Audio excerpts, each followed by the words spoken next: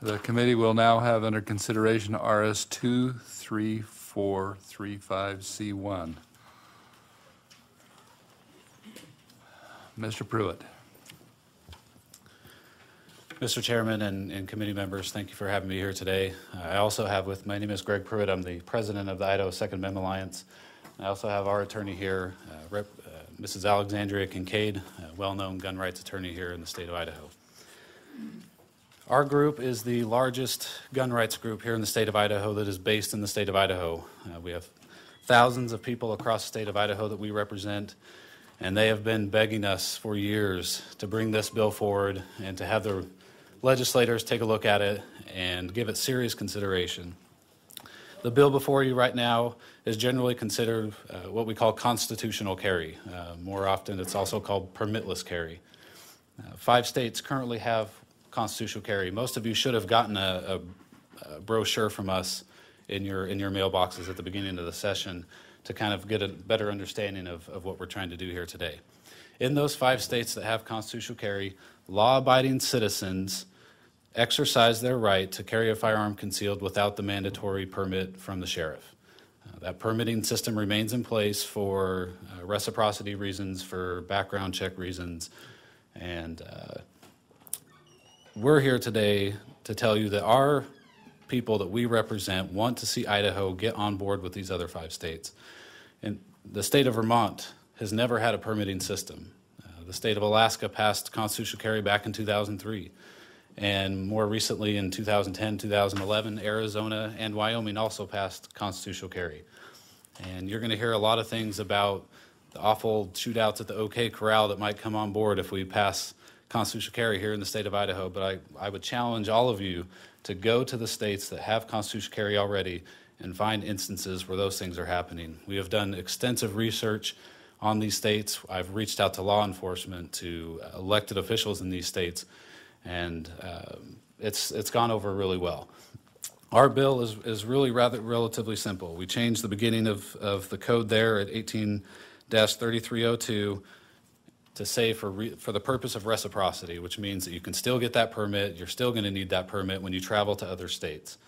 And you can still also use it for the campus carry on the enhanced permit. Other than that, we take out a couple things such as the exceptions.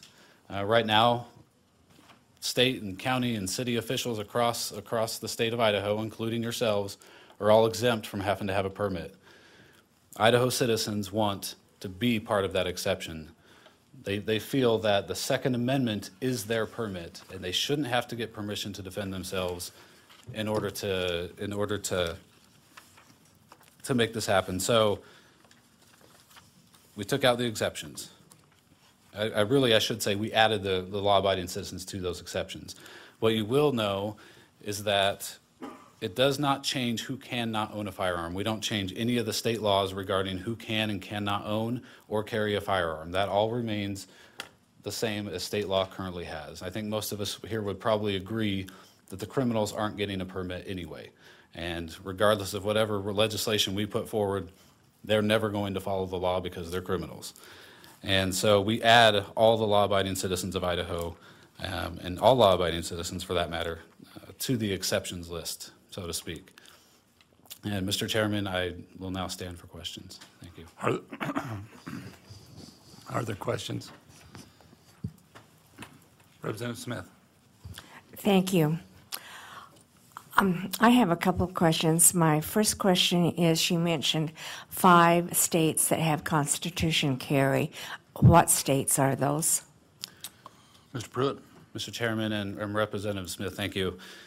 Vermont, Alaska, Arizona, Wyoming, and Arkansas are the 5 states. Thank you. A follow-up? Representative Smith.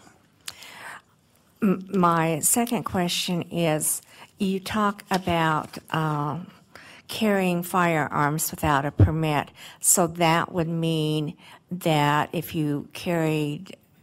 this passed and you could carry a concealed weapon, you do not have to have any type of training on the use of the firearm at all. Is that correct? Mr. Pruitt. Mr. Chairman and Representative Smith, thank you for the question. you will find that most gun owners in the state of Idaho are very responsible, especially those who carry. Technically, yes, they would not have to go through any sort of formal training. The real response to that is who decides when a law-abiding citizen is trained enough to defend themselves. And I don't think any of us, whether that's the legislators, the sheriffs, other citizens, have the right to tell someone when they are qualified to defend their life. Further questions?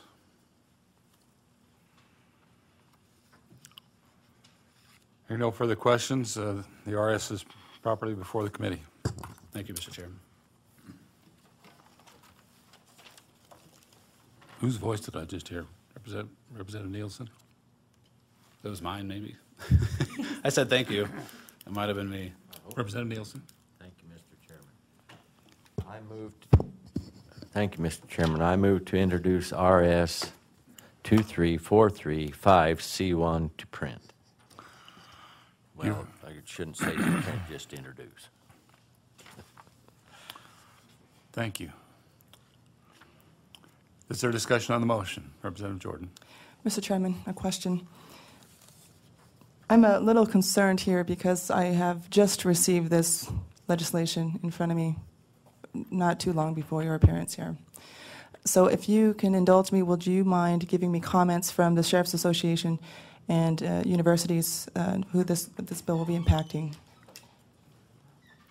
Mr. Chairman and Representative Jordan, we've spoken to many of the sheriffs across the state of Idaho, many of whom are in support. The association as a whole we have not spoken to. We know that Sheriff Rainey is opposed to the idea of constitutional carry. He has told me himself that he wants to take guns away from people who he thinks are going to commit a crime. And so we haven't really approached the association as a whole. The universities, we have not spoken to the university presidents. We do expect them to come out in opposition to this. But again, this, we already have a bill that was passed last year that took care of campus carry. This bill will not affect how or when you can carry on campus. This won't change anything that wasn't already passed last year. And so we've also reached out to the Fraternal Order of Police, whom we're waiting to hear back from, but we have not heard back from them yet. Okay, thank you. Is there discussion on the motion? Representative Batt. Mr. Chairman, just for a comment, it's not very often that I have a chance to have my constituents before me, and this happens to be one of my constituents who also is a veteran and have served us all in this past war, and I just wanted to say thank you. Thank you. Further discussion on the motion? Hearing none, the motion is to introduce RS 23435C1. All in favor say aye. Aye. Opposed, no? No. The ayes appear to have it. The ayes do have it. And the motion passes. Would you like to be recorded as voting no? Representative Smith, Representative McCrosty, Representative Jordan, Representative Winthrop.